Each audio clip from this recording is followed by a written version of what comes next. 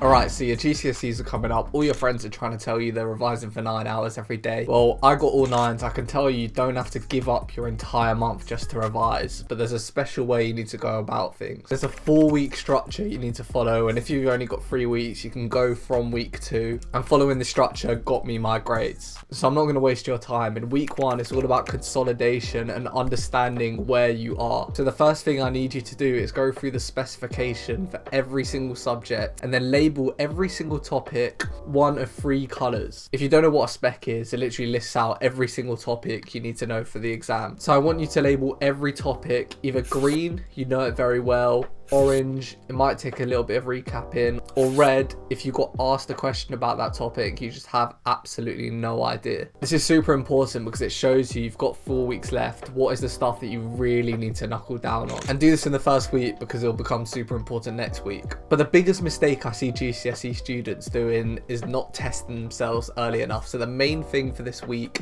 is to start doing past papers and testing your knowledge. It's all well and good making notes or colourful flashcards, but it's like practicing for a football match and only doing like passing drills rather than going into an actual full-sized 11-a-side. So start doing past papers early in note form, and exactly what this means is if you've got a 4 marker, answer it with 4 bullet points. This way, for example, you could do like 5 history papers in a day rather than doing 1 and writing every single answer out. So let me show you how to do this. As I said, let's say you've got a 4 marker in a history question. I want you to write out 4 bullet points. And if you can't do this off the top of your head, use open book that you go through your notes. So say one of your points was Hitler became the head of the party in 1933 or whenever it happened. Instead of writing out that whole sentence, write Hitler, President, 1933. You need to develop this habit of writing in shorthand because you know that at GCSE you have so much stuff to remember across loads of different subjects. If you try and write everything out in full sentences, there's no way you remember it all.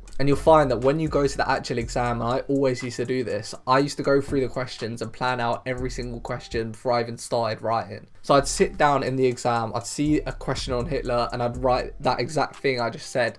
Hitler, President, 1933. That way I don't have to remember it for the whole exam until I get to that question. Or for English, make essay plans, again in bullet point form on themes, characters. So yeah, week 1, consolidate and go through past papers. In week 2, I want you to go through the red and orange until everything is green. Now how you do this for maths, for example, if there's a topic you're really weak on, literally go on physics and maths tutor and print out a whole sheet of questions specifically on that topic. You need to be strong across all areas because in GCSEs they fully ask about anything. And space out your revision well. Do maximum 2 subjects a day. Another thing that students do is try and do like 5 subjects in a day, do like half an hour of English, half an hour of geography, half an hour of maths. You're not going to make any real progress if you keep flipping between subjects. So keep doing past papers, but make sure to focus on the questions that are harder and you can't get straight away so that by the end of week 2, you're good across the board. You should at this point be able to start doing past questions without your notes. And to be honest, at the end of week 2, when you've only got 2 weeks until your GCSE period starts, if you were asked to take the exam tomorrow, you should probably be able to get like a 7. And also have a life. This is what pisses me off, yeah.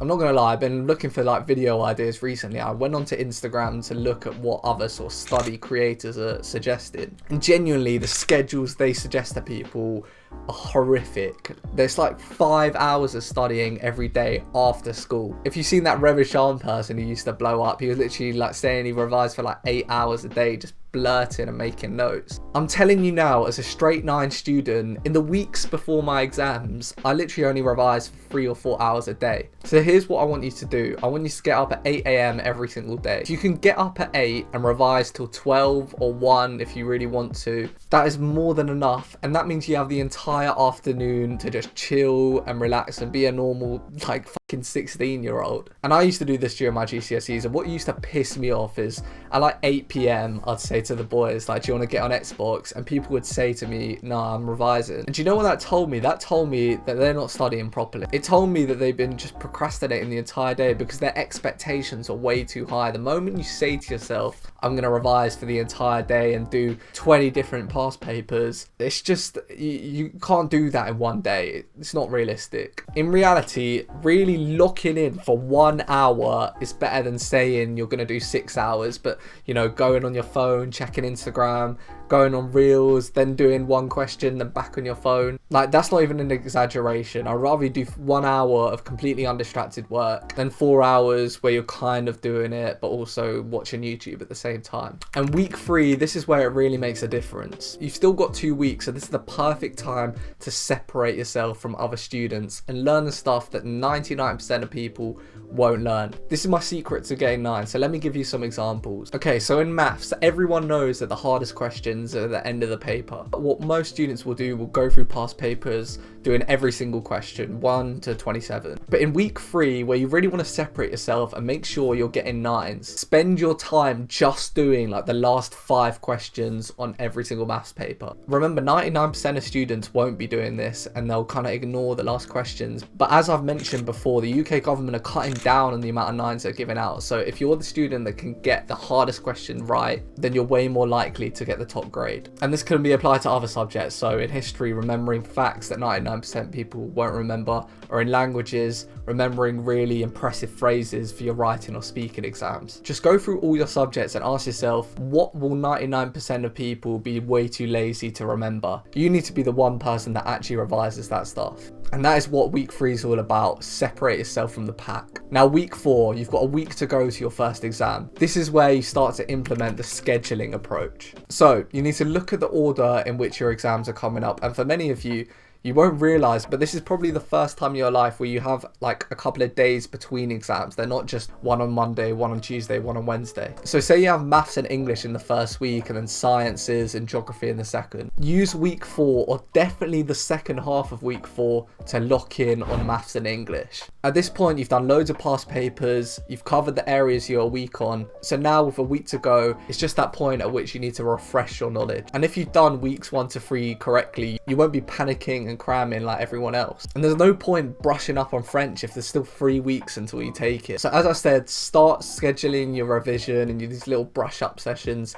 in the order of your exam. When I was at GCSE, while my friends were prepared for every single subject by the time they had their first exam, I was really prepared for maths and English in the first week. And I knew like 3 weeks later when I had my French exam, then I could spend a couple of days refreshing myself. Otherwise, I just would have forgot it all. So my biggest piece of advice is just to live a normal life. Don't cram. Get your work in early in the morning because that's when you're most productive, and you'll be fine, honestly. And remember to separate yourself and don't take any chances. You need to go the extra mile to get a 9, especially now.